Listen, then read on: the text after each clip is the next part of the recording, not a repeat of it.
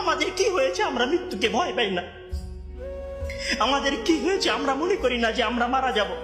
পৃথিবীর সর্বশ্রেষ্ঠ মানুষ, সর্বশ্রেষ্ঠ রাসূল দুনিয়া থেকে বিদায় নিলেন, তার সাহাবীদেরকে ছেড়ে তিনি দুনিয়া থেকে চলে গেলেন, ওপারের জগতে পাড়ি জমালেন। আমাদের কি হয়েছে যে আমরা বিশ্বাস করতে চাই না, আমরা প্রস্তুতি গ্রহণ করি না মৃত্যুর জন্য? আমি আপনি কি মনে করি যে আমরা চিরদিন বেঁচে থাকবো? আমি আপনি কি মনে করি যে আমার গ্যারান্টি রয়েছে আমি সালাত আদায় করে আমার রুমে ফিরে যাব? বিশ্বাস করুন হে আমার ছাত্র ভাইয়েরা, অবশ্যই আমাকে আপনাকে একদিন মৃত্যুবরণ করতে হবে, আমাকে আপনাকে একদিন এই দুনিয়া ছেড়ে চলে যেতে হবে।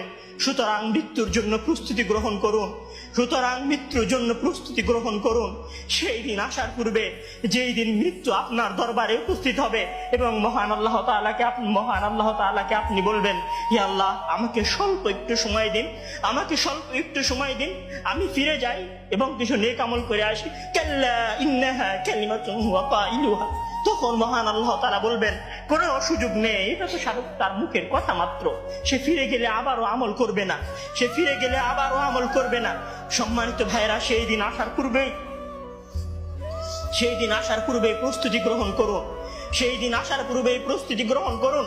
জেনে রাখুন, সেই দিন উপস্থিত হয়ে গেলে আর কোনো আমল করার সুযোগ থাকবে না। সেই দিন উপস্থিত হয়ে গেলে কবরে নাজাত পাওয়ার জন্য আর কোনো কিছু করার সুযোগ থাকবে না।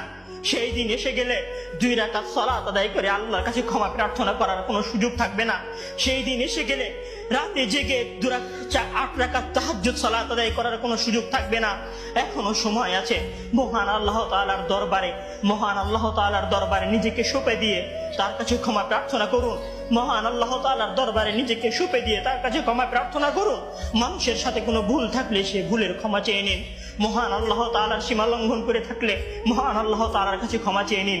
সেই দিন আসার পূর্বেই যদি সেই দিন এসে যায়, সেদিন আর কোনো লাভ হবে না, সেদিন বেঁচে থাকার আর কোনো সুযোগ হবে না, 1 সেকেন্ড সময় আপনাকে বেশি দেওয়া হবে না।